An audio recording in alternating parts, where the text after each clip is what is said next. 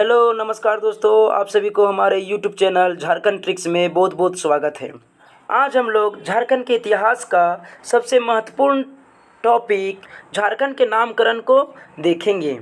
प्राचीन काल में झारखंड को अलग अलग ग्रंथों में, अलग अलग पुस्तकों में और अलग अलग विदेशी यात्रियों के द्वारा झारखंड को अलग अलग नामों से पुकारा गया है। तो ये सारी चीज़ों का चर्चा आज हम लोग इस वीडियो में विस्तार पूर्वक करेंगे। आप लोग सिर्फ वीडियो को अंत तक देखिएगा। तो चलिए शुरू करते हैं। तो यहाँ पे देखिए, टॉपिक है झारखंड का नामकरण का इतिहास। तो झारखंड के अलग अलग पुस्तकों में, अलग अलग ग्रंथों में, अलग अलग यात्रियों के द्वारा अलग अलग नामों से पुकारा गया है। इसी चीज़ को हम लोग आज विस्तार पूर्वक यहाँ पे देखेंगे। तो यहाँ पे देखिए, ऐतरेय ब्राह्मण। ऐतरेय ब्राह्मण में झारखंड को पुंड या पूरंड के नाम से पुकारा गया है। अब आगे पुराण है और पुराण में झारखंड को किन किन नामों से पुकारा गया है ये चीज़ को देखेंगे। तो दोस्तों, वायु पुराण में झारखंड को मूरंड कहा गया है, विष्णु पुराण में मुंड कहा गया है और भागवत पुराण में किक्कट प्रदेश कहा गया है। किक्कट प्रदेश और भी कई जगहों पर इसका उल्लेख किया गया है, उसको हम लोग आगे देखेंगे। उसके बाद ऋग्वेद है। ऋग्वेद में झारखंड को किक्कट प्रदेश कहा गया है। तो यहाँ पर ध्यान देने वाली बात है दोस्तों कि भागवत पुराण में भी झारखंड को किक्कट प्रदेश कहा गया है और ऋग्वेद में भी झारखंड को किक्कट प्रदेश कहा गया है। महाभारत में पशु भूमि कहा गया है। महाभारत में झारखंड को पशु भूमि कहा गया है। वहीं महाभारत के दिग्विजय पर्व में पुंडरिक देश कहा गया है। और आगे चलते हैं, समुद्रगुप्त के प्रयागप्रस्ती में मुरुंड देश कहा गया है। अब आगे है 13वीं शताब्दी के ताम्रपत्र में। 13वीं शताब्दी के ताम्रपत्र में झारखंड शब्द का उल्लेख सर्वप्रथम किया गया है। और यहाँ पे हम लोगों को बहुत ही ध्यान देने की ज़रूरत है दोस्तों कि ये क्वेश्चन बार बार एग्ज़ाम में पूछा गया है। तो आप लोग को हमेशा ध्यान रखिएगा कि 13वीं शताब्दी के ताम्रपत्र में झारखंड शब्द का प्रथम बार उल्लेख किया गया है। ये चीज़ हम लोगों को ध्यान में रखना है। उसके बाद है पूर्व मध्यकालीन संस्कृति एवं साहित्य में झारखंड को कलिंग देश कहा गया है। अब आगे है यहाँ पे दोस्तों मुग़ल काल।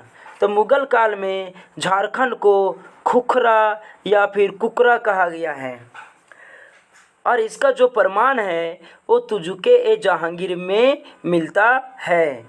यानी खुखरा और कुकरा शब्द का जो झारखंड के लिए उल्लेख हुआ था वो तुजुके ए जहांगीर में हुआ था दोस्तों। अब आगे है कौटिल्य के अर्थशास्त्र में झारखंड को कुकुट या फिर किक्कट प्रदेश कहा गया है। ये चीज़ ध्यान में रखना है। ये भी क्वेश्चन बार बार एग्ज़ाम में पूछा जा चुका है कि झारखंड को कौटिल्य के अर्थशास्त्र में क्या कहा गया है। तो आपको यहाँ पे एक और बातों को ध्यान रखना है कि भागवत पुराण में भी झारखंड को किक्कट प्रदेश कहा गया था। ऋग्वेद में भी झारखंड को किक्कट प्रदेश कहा गया था और कौटिल्य के अर्थशास्त्र में भी झारखंड को किक्कट प्रदेश कहा गया है। अब यहाँ पे देखिए दोस्तों, फाहियान। फाहियान एक चीनी यात्री थे और इन्होंने अपने यात्रा वृत्तांत फोको कवि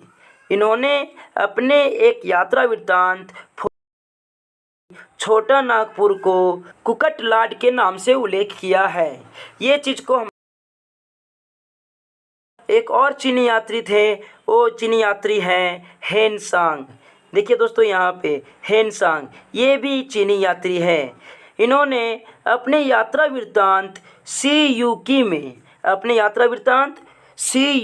में छोटा नागपुर को किलो न सुफलाना और कन सुवर्ण के नाम से उल्लेख किया है और संथाल परगना के राजमहल को किचिंग कोयला के नाम से उल्लेख किया है। तो ये हम लोगों को हमेशा ध्यान देना है। ये चीज़ को हम लोगों को हमेशा ध्यान में रख के चलना होगा दोस्तों कि यहाँ पे जितने चीज़ बताए जा रहा है वो सभी को आप अपने कॉपी में राइट डाउन कर लीजिए, ताकि जब भी ज़रूरत हो आप उसको पलट कर देख सकते हैं, उसको समझ सकते हैं। अब आगे है टॉलमी। टॉलमी भी एक विदेशी यात्री थे दोस्तों, और इन्होंने भी झारखंड को मुंडल नाम से संबोधित किए हैं, यानी उल्लेख किए हैं। अब आगे चलते हैं। अब यहाँ पे देखिए दोस्तों मध्यकाल। तो मध्यकाल में कौन सा काल? तो मुगल काल के बारे में देखेंगे। तो रांची को कोकरा या खोखरा के नाम से जाना जाता था। तो हम इसको कह सकते हैं दोस्तों कि मुगल काल में रांची को कोकरा या खोखरा के नाम से जाना जाता था। उसके बाद रांची को किशुनपुर के नाम से भी जाना जाता था। अब आगे हम लोग देखेंगे संथाल परगना। तो संथाल परगना का जो प्राचीन नाम था दोस्तों वो नरीखंड था। प्राचीन नाम नरीखंड था और बाद में कांकजोल कर दिया गया। उसके बाद अंग्रेज़ों द्वारा सन 1824 ईस्वी में संथाल परगना को दामिन एको का नाम दिया गया। अब आगे देखते हैं दोस्तों। यहाँ पे देखिए दोस्तों, यहाँ पे झारखंड शब्द का उल्लेख कहाँ कहाँ किस किस ग्रंथों और किताबों में किया गया है इसके बारे में बताए हैं दोस्तों। तो यहाँ पे देखिए झारखंड का उल्लेख सर्वप्रथम जो हुआ था वो 13वीं शताब्दी के ताम्रपत्र में किया गया था।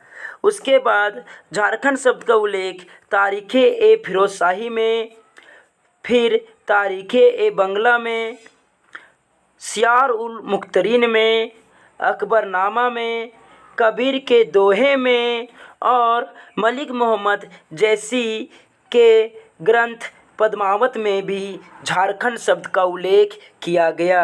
तो आप लोग को ये ध्यान देना पड़ेगा कि झारखंड शब्द का उल्लेख कहाँ कहाँ किया गया। तो सबसे पहले तो आप जान रहे हैं कि 13वीं शताब्दी के ताम्रपत्र में किया गया। उसके बाद आपका तारीख़ ए फिरोज शाही में किया गया। उसके बाद तारीख़ ए बंगला में किया गया, फिर सियार उल मुख्तरीन में किया गया, फिर अकबरनामा में किया गया और सबसे इम्पोर्टेंट बात है कबीर के दोहे में भी झारखंड शब्द का उल्लेख किया गया। और मलिक मोहम्मद जैसी का जो ग्रंथ है पद्मावत, इसमें भी झारखंड शब्द का उल्लेख किया गया। तो इस प्रकार दोस्तों झारखंड को प्राचीन काल में किन किन नामों से उल्लेख किया गया, ये सभी को हम लोग इस वीडियो के माध्यम से बहुत ही अच्छे तरीक़ों से पढ़ लिए हैं। अगर आपको ये वीडियो पसंद आया होगा तो हमारे चैनल को सब्सक्राइब कीजिए और इस वीडियो को लाइक और शेयर ज़रूर कीजिए। धन्यवाद।